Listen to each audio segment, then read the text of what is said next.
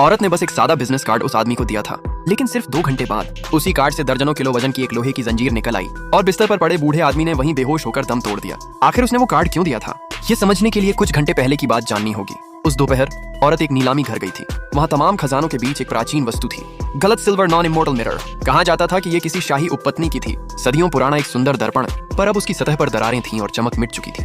Lamp and shadow pawn shop की वंशज होने के नाते वो औरत तुरंत समझ गई उस आईने पर एक गहरी खूनी आभा छाई हुई थी। जो भी उसे घर ले जाएगा उसे खून और तबाही का सामना करना पड़ेगा। लेकिन वही आईना उस आदमी को चाहिए था, क्योंकि अफवाह थी वो उसके गंभीर रूप से बीमार दादा की जान बचा सकता है। जैसे ही बोली शुरू हुई, वो औरत तुरंत आगे बढ़ी, ठान लिया कि वो उसे ये वस्तु नहीं लेने देगी। आदमी ने उससे विनती की कि बोली छोड़ दे, लेकिन उसने इनकार कर दिया। आखिर में आदमी ने स्काई लैंप जलाया। अपने खास पारिवारिक अधिकार का इस्तेमाल कर वो आईना हासिल कर लिया। जाने से पहले औरत ने ठंडे स्वर में कहा, अगर आज तुम ये आईना ले गए तो अंजाम बहुत भयानक होगा। लेकिन आदमी ने बात नहीं मानी। नीलामी छोड़ने से पहले औरत ने उसकी आंखों में देखकर धीरे से कहा, मेरे पास जीने के लिए सिर्फ 3 महीने बचे हैं। अगर तुम मेरे साथ रहो, शायद मेरी तकदीर बदल सके।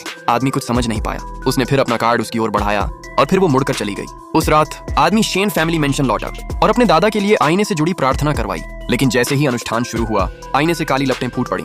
एक दुष्ट आत्मा सीधे बूढ़े आदमी के शरीर में समा गई। बूढ़ा अचानक उठ बैठा। सबको लगा वो होश में आ गया, पर अगले ही पल उसने गुरु का गला पकड़ लिया। शेन जियारन दौड़कर बचाने आया और उसी पल उसकी जेब में रखा कार्ड चमकने लगा। देखते ही देखते उस कार्ड से एक जलती हुई लोहे की जंजीर निकली। उसने बूढ़े आदमी को कसकर बांध दिया और वो फिर से बेहोश होकर बिस्तर पर गिर पड़ा। सब लोग दंग रह गए। शेन ने तुरंत पूछा, अब दादा को कैसे बचाएं? गुरु ने सिर हिलाया, कुछ नहीं कहा। फिर शेन बारिश में भीगता हुआ भागा, सीधे उस पॉन शॉप पहुंचा। वहां औरत पहले से इंतजार कर रही थी।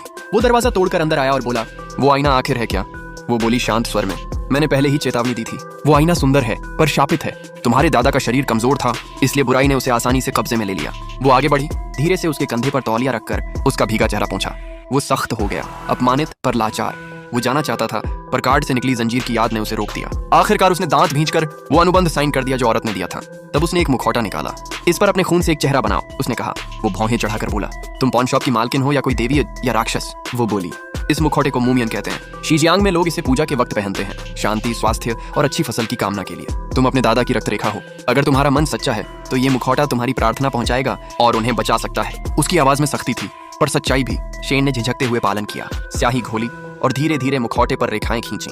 घंटों बीत गए। औरत झूले पर बैठी थी, धीरे धीरे झपकती हुई और चुपचाप उसे काम करते देखती रही। 2 घंटे बाद उसने मुखौटा पूरा किया और उसे जगाने के लिए मुड़ा। आगे क्या हुआ ये देखने के लिए कमेंट में लिखें नेक्स्ट पार्ट।